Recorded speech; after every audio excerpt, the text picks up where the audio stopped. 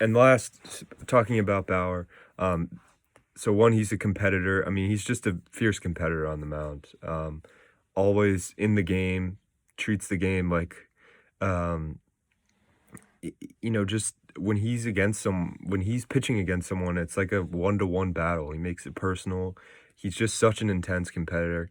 And third, he works. I think he works harder than almost any pitcher in the MLB. Every offseason, he's at drive line, grinding, trying to make himself better, trying to improve his movement and his RPM. Um, Overall, I can't say enough about Trevor Bauer. I think he's a great player. But Michael, what's your scoop on him? What do you think about him?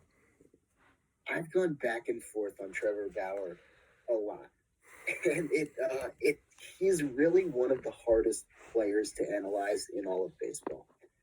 And I think I've finally come to an opinion I feel comfortable with because you can make so many different arguments for different opinions on him. And I think Hmm. right now he's a great pitcher. Obviously, won the Cy Young in 2020. Did he deserve it? Probably not. Like I am biased towards DeGrom, but You are.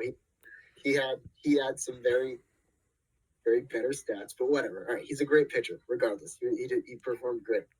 He was good in 2018 as well. In 2019, obviously some of those struggles might have been uh, when he was coming to Cincinnati, right? Traded like Hmm. halfway through the season. But he had in 2019 he had a 101 DRA minus, which is deserved runs allowed, and then it's weighted so that 100 is average. Hmm. Lower is better. So he was about an average pitcher overall in 2019 before putting up a great stat, like great numbers in 2020. And I was trying to find why, and I got a very interesting answer, and it's that in September of 2019 his spin rate on his fastball magically jumped up about 400 RPMs, Really? uh, Wow. which is, he's said himself in a tweet that the only way he could do that is by foreign substances. And it would literally like change between innings. So, okay, I'm not here to give like a big speech about the ethics of like foreign substances because frankly, a lot of the league uses it.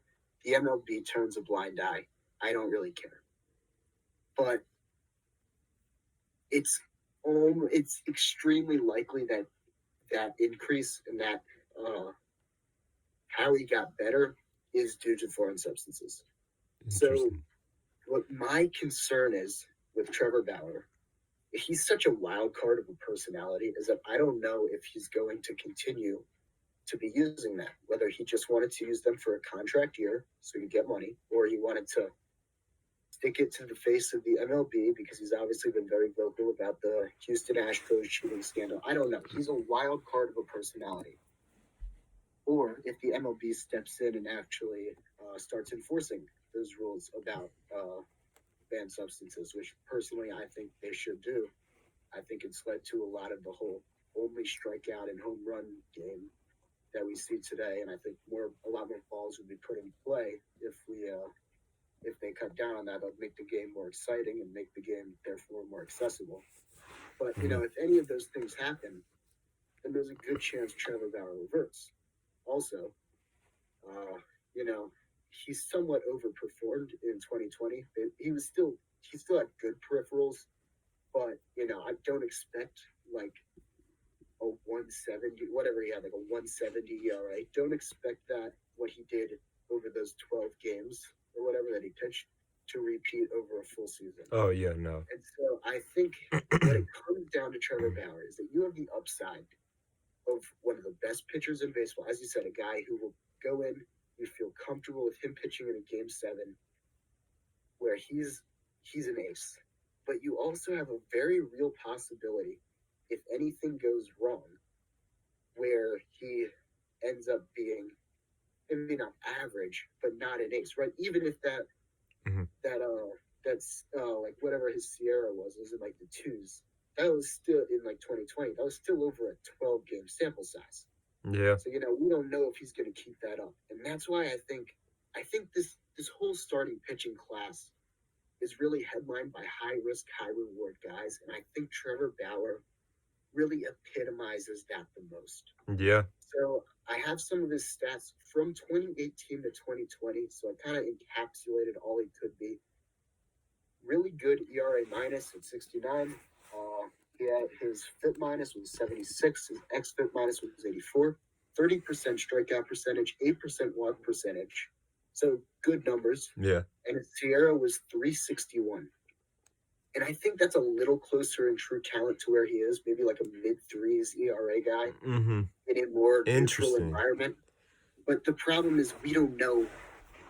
That's maybe what my best guess would be, but we really don't know. And I feel like, maybe if you're a team and you've been talking to him more and you have a better idea of what you think he's going to look like, then you can make a more informed decision. But at least for me, if I'm going to be investing $35 million in a free agent, I personally want someone that I know for sure is going to come out and produce like the star that I'm paying them to be. Mhm. And at the end of the day, I don't think that's what Trevor Bauer is. Hmm. Now, he can completely prove me wrong. There's an extremely good chance of that because he was amazing in 2020, Yeah. right? It's very likely that he proves me wrong. But at least coming from the standpoint of someone you're paying 30 or $35 million a year, I'm not sure I want to spend it on someone that high risk. It's a really interesting debate because we don't really know exactly what he's going to be, and that upside is really there. And you Yeah. could argue he's right now a top 10 pitcher in baseball, but Yeah. is he going to be considered a top 10 pitcher in baseball 2 years down the road? Yeah, that's a great question. I don't know. So I think that's the question with Trevor Bauer. And if you're a team, you have to really ask yourself that before making a decision on whether you want him. So before we wrap up Trevor Bauer, I want to say first off, my three landing spots, top landing spots, and then in your opinion, your top three landing spots. So at number one, I have it's going to be a bit of a shocker. I have the Angels. The Angels have been called as the or named as the dark horse for Bauer. Um, and they need Trevor Bauer like their life depends on it, right? You have Mike Trout, who's 30 years old. You have deprived him of a good team and potentially a playoff berth. They need to get good before he gets old. Simple as that. And why not? And I know they're in on Trevor Bauer, and I know you know that too.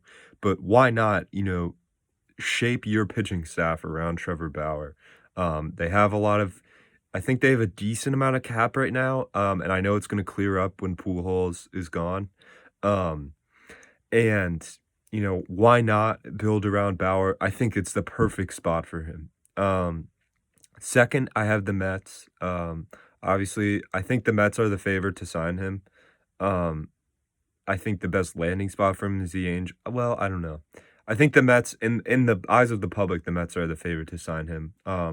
And I mean, it would complete their pitching staff. I mean, you already have DeGrom, Syndergaard, Stroman. Adding Bauer would make them a legit contender. Um, and it's the big stage. It's Queens, Steve Cohen coming in.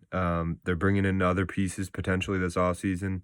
So it's an up and coming team for sure, Michael. That is an attractive place to go, and I think he'll get a lot of money there. Third is even more, and Michael, I want you to know what you think about this. Third, I have the Giants. The Giants have also been linked to him. They're looking to build a starting rotation, and they have a lot of money, of course, as you know. Um, some of those dead contracts like Cueto, Samardzija, Longoria are going to be up soon. So even more cap is going to clear. As we know, also they have a massive payroll of about $200 million payroll potential. So they have the money there. Um, so I think the Giants are the third most likely spot. I don't have the Blue Jays on the list because I think they're going to get George Springer. And I think most of their money is gonna go there. Um, but anyways, those are my 3 most likely landing spots. Michael, what about you? Well, we have two of the same ones. I think the Mets are the front runner. Mhm, Uh, I've maybe heard some rumblings that the Mets are very interested in him. Uh, I've I also agree with the Angels, right? They have a new GM coming in. mhm. Obviously, what's a better way to endear yourself to Angels fans who have been asking for years for pitchers to go out and sign the best pitcher in free agency? And I think I agree with everything you said there. I think my third pick would probably be the Padres. I think they Interesting, did well yeah. in 2020, looking to add a big name to really shore up their rotation. Right, if they think they can contend now, Clevenger especially out also this year. looking to. Sorry, what was that? Mike Clevenger out this year also. Clevenger's out, but also if you think about their core and like all their best young players, they're still on their rookie contracts too. So you're not spending a ton of money on all your biggest players. That gives you a little more freedom to go get a guy like Bauer, and I think the Padres with Bauer could be very dangerous. I do like all of your picks. Again, agree with two of them. I could definitely see the Giants interested. I think I have the Padres a little bit over them. Mhm, Uh, I think Bauer would be more likely to go to a place like San Diego, mhm. but I mean, yeah, I think those are all good picks. Yeah, no, for sure. So anyways, that wraps up Trevor Bauer. Number 2 on this list is a bit questionable for me. I don't agree with it in the order, but we'll go as Michael composed. Um, so number 2 on this list is Marcus Stroman. Obviously, he accepted his $18.9 million qualifying offer from the Mets, um, and will be returning to Queens this year. Um, I think as Michael knows, and I don't know if a lot of you guys know, um, I'm not a huge Marcus Stroman guy. One, because I'm not that impressed with his stuff, first off. He is not a power pitcher. He is a ground ball, fielding pitcher who has a high ground ball rate. I think sometimes his confidence does get in the way of his effectiveness. I think he throws his fastball in some situations when he shouldn't. Um, and number 2, I don't think that he is a I think he is a low 2, a low number 2 starter and a really good number 3 um on a pitching staff. He cannot be a number 2, for a World Series contending team, right? I know this is if you watch this show, me and Michael always talk about in order to win the World Series, you need 3 elite pitchers. The Dodgers this year, it was Buehler, Kershaw, and, Urias. And that's what you need to win a World Series. I don't think Marcus Stroman can be that number 2 guy on the team. Now, Michael was talking about Noah Syndergaard. The problem with Noah Syndergaard is he gets injured all the time, and he's not durable. Um, so I think that's why Bauer's a great option for them is that, Bauer's your number 2, then you have Stroman 3, Syndergaard 4, and then, like, David Peterson 5. Um, that's a really impressive, core of starters. But anyways, Michael, what do you think about Marcus Stroman? So yeah, I agree with pretty much everything you said about Stroman. Uh, like 100%. I think he has been working on his stuff. If I'm not mistaken, he's actually been developing a new pitch. I forget exactly what it is. Mhm, But he has been working a lot to get his stuff a little better. But I agree, he's a number 3 pitcher, and a lot of his